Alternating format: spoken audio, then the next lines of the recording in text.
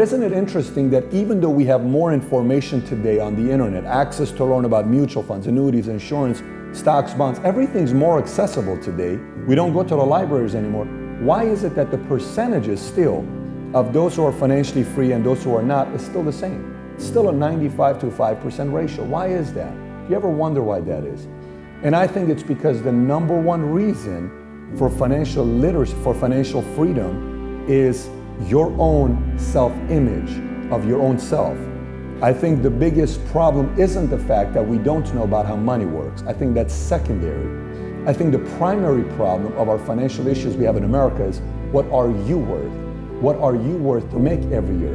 What is the amount of savings you deserve to have? What is your net worth? What do you want to do with your finances?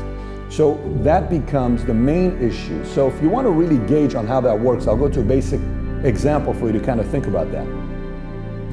What is your self-image? What do you think about yourself? Do you think you're capable? Do you believe in yourself? If somebody comes up to you and tells you, and you've never made $100,000 or $200,000 before, and they say, for instance, you know, I believe you have what it takes to make $200,000. If it upsets you, that's a reflection of your self-image. You don't believe in yourself. Did you get what just happened? Let me give you another one. If you find yourself being around other people that are also complaining about the economy and where they're at financially, that's really a reflection of you. That's your self-image, because that's your comfort zone. If you're around other people that conceptually talk about ways that you can improve finances and how simple it is, and it upsets you, that's a reflection of self-image. Good news is all of that can be fixed. It's not a bad problem. I was there just 13 years ago. I didn't think I was worth the amount of money I wanted to make. I didn't think I could make the kind of savings. I didn't think I can learn those things. Once I got my mind to start thinking in a different way about my self-image, then the next step was, okay, now I need to learn about how money works. Now I need to learn what to do with the money that I make. Good example is this, tax returns coming up, right? Okay, so what are we gonna do?